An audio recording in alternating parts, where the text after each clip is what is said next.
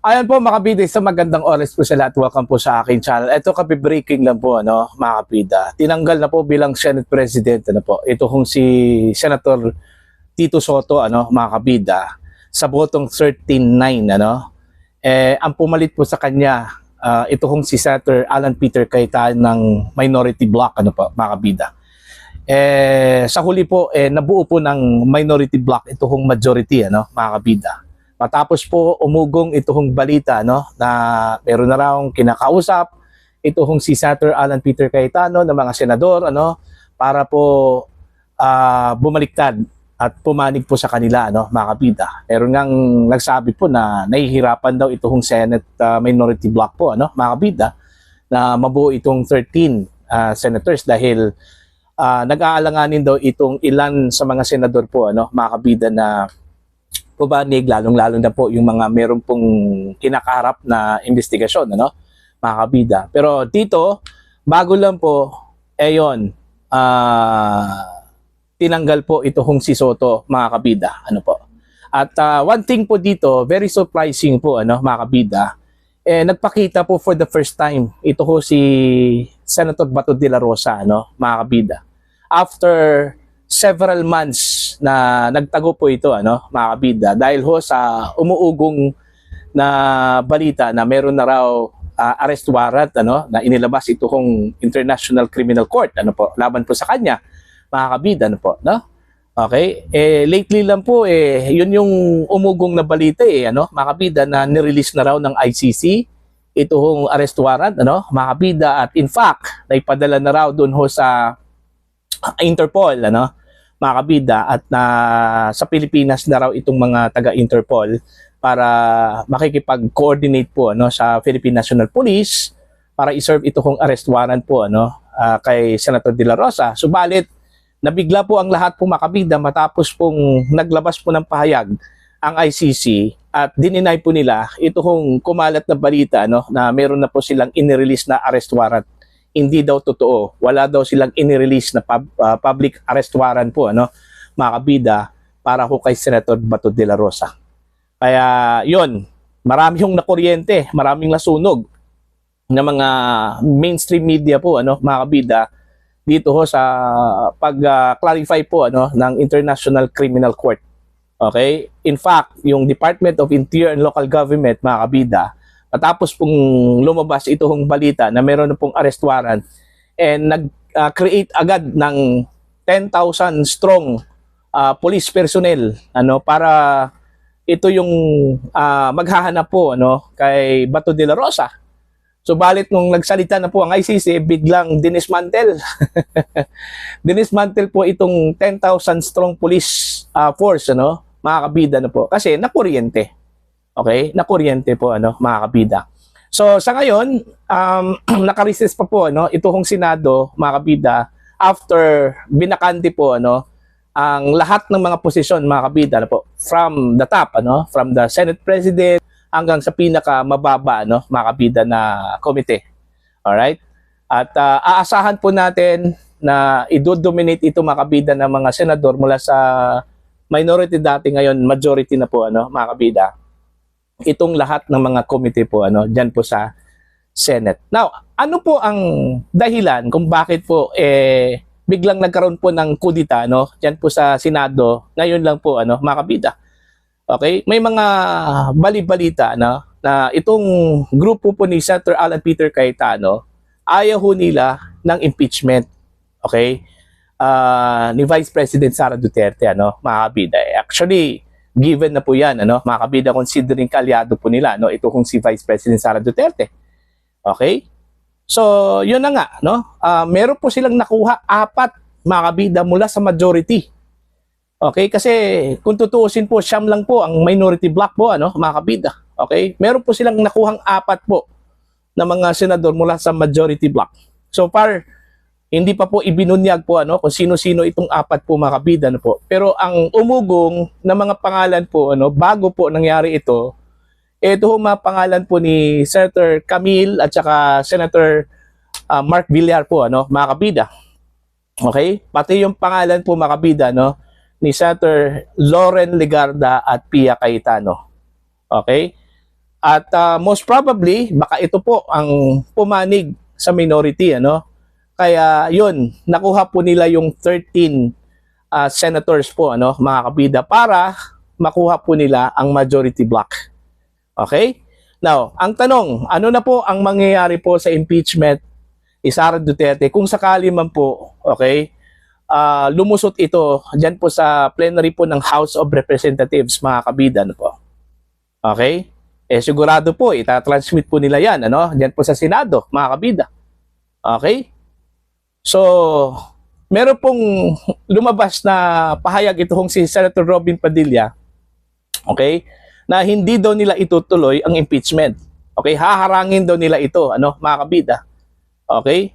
I don't know hindi ko alam yung magiging legal implication po dito, ano po, kasi alam po natin, mga kabida, na ang impeachment po ay isang constitutional exercise. Okay? Isa po itong mandato mula sa ating saligang batas na kailangan hong gawin, okay, ng Kongreso, both House of Representatives at ng Senado po, ano. I don't know kung ano po ang mangyayari po, ano, dito. O sakali man po magmatigas itong Senado na gawin po yung kanilang mandato, ano. Okay? Mga kabida. Pero kahit na, ano po, mga kabida, granting, okay, na itutuloy po nila kasi susundin po nila itong sa ating saligang batas. Sigurado po ako, mga kabida, papabor po kay Sara Duterte ito, ano? Kasi unang-una po 9 lang po ang kailangan po, ano, sa Senado para po ma-acquit si Sara Duterte. And mostly, okay, ito hong mga miyembro po ng majority po ngayon makaalyado po ni Sara Duterte, ano, mga kabida. Okay? Ewan ko ba yung dalawa po, Pia at saka si Senator Loren, ano? Pero itong dalawa, Mark at saka si Camille, sigurado po ako, ano, panig po ito kay Sara Duterte, ano, mga kabida, ano po. So abangan po natin ang susunod na kabanata po dito, ano, mga kabida, matapos po itong shocking na balita po ngayon, ano, kung saan po ay tinanggal po, ano, mga kabida, ng bagong majority itong dating Senate President na si Tito Soto, mga kabida, after, okay, binakante po, okay, ng bagong majority itong mga posisyon mula sa Senate President, mga kabida, hanggang sa iba pang mga posisyon po, ano, at komite, mga kabida, dyan po sa Senado. Now, isa din sa mga tanong po, ano, mga kabida, ano na po mangyayari po dito ho sa Senate Blue Ribbon Committee po, ano, ni Lacson? Alam po natin na suspendido po, mga kabida, yung investigasyon, ano. In fact, meron pong pinaikot ito kung si Lacson na initial report daw, ano, ng Senate Blue Ribbon Committee para permahan daw ng mga senador, ano. Subalit medyo bigo itong si Lacson, ano, para permahan lahat ng mga senador itong kanyang initial committee report, ano, mga kabida. Kasi po, unang-una, hindi pa nga tapos yung investigasyon bakit ko nagpapirma po ng initial report? Dapat tinapos muna itong investigasyon po ng Senate Blue Ribbon Committee bago po ito nagpapirma ng committee report po, ano, mga kabida. At saka tila hindi ho nagustuhan po ng ilang mga senador yung nilalaman daw ng initial report po, ano, ng committee, ano, mga kabida. Kaya ang aking hong palagay ho, mga kabida, since bago na po ang leadership dyan po sa Senate, most probably mag-a-appoint ito ng bagong chairman po ng Committee on Blue Ribbon po, ano, mga kabida. Marami hong gustong ang papalit daw kay Lacson ay ito hong si Senador Rodante Marcoleta po, ano, mga kabida. Okay? Kasi unang-una po siya yung original po, ano, na humawak dyan sa committee na yan, ano, bago po pumalit ito kung si Lacson. Okay?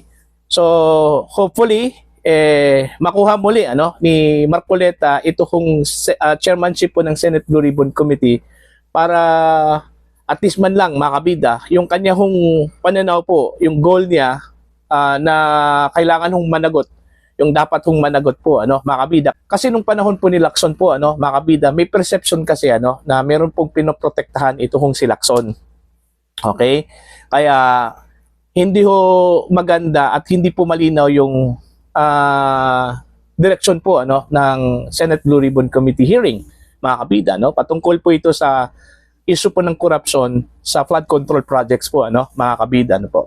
Yun ngang isiniwalat po ni Marcoleta po, ano, mga kabida, kung bakit ayaw ho niyang imbitahin si Zaldico, ayaw po niyang imbitahin si anong tawag po dito?